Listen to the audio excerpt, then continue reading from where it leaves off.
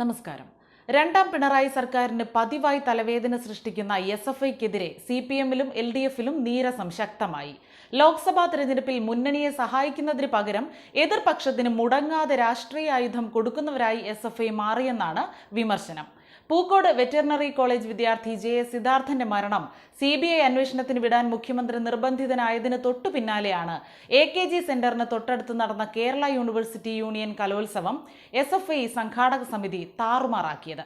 വിധികർത്താവിന്റെ ആത്മഹത്യയിൽ പ്രതിപക്ഷം വിരൽ ചൂണ്ടുന്നതും SFIക്ക് നേരെ തന്നെ. പോലീസ് കാവലില്ലാതെ മത്സരം നടത്താൻ കഴിയാത്ത സാഹചര്യം ആദ്യ ദിനം മുതൽ ഉരുത്തിരിഞ്ഞു. KSUക്കാരെ വളഞ്ഞിട്ട് തല്ലിയതിന് 16 SFIക്കാർക്കെതിരെ കേസെടുത്തിട്ടും സംയമനത്തിന് ആരും തയ്യാറായില്ല. ആത്മഹത്യ ചെയ്ത ഷാജി പൂത്തട്ട വിധികർത്താവായ മാർഗംകളി ഫലത്തിനെതിരെ സംഘാടകർ തന്നെ പരാതി നൽകിയത് SFI നേതൃത്വത്തിന്റെ അറിവോടെയായിരുന്നു. സംഘാടക പ്രോഗ്രാം സമിതികൾക്ക് നേതൃത്വം നൽകിയത് SFI ജില്ലാ ഭാരവാഹികൾ തന്നെ.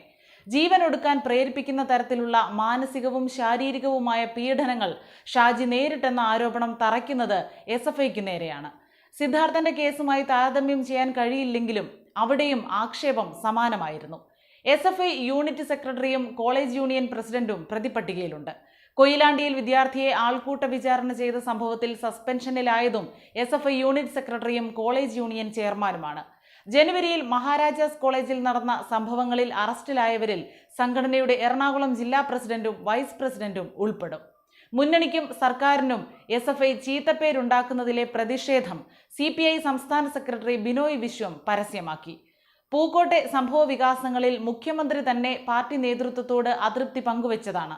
പാർട്ടി നിയന്ത്രണം ഫലപ്രദമാകുന്നില്ലെന്ന അടക്കം പറച്ചിലാണ് CPMനകത്ത്. അതേസമയം ഫെബ്രുവരി 26-ന് കാലാവധി അവസാനിച്ച യൂണിയൻ ഭാരവാഹികൾ യുവജനോത്സവം സംഘടിപ്പിച്ചത് അനധികൃതമാണെന്ന് കണ്ടെത്തിയാണ് വൈസ് ചാൻസലർ നടപടി ആരംഭിച്ചത്.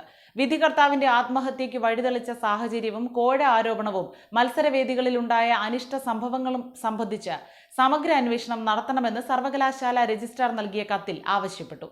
കേരള സർവകലാശാലയിൽ ഈ അക്കാദമിക് വർഷം തിരഞ്ഞെടുക്കപ്പെട്ട കൗൺസിലർമാരെ ഉൾപ്പെടുത്തി പുതിയ ജനറൽ കൗൺസിൽ ഫെബ്രുവരി 27-ന് നിലവിൽ വന്നു. കഴിഞ്ഞ അക്കാദമിക് വർഷത്തെ ഭാരവാഹികളുടെ കാലാവധി ഫെബ്രുവരി 26-ന് കഴിഞ്ഞു.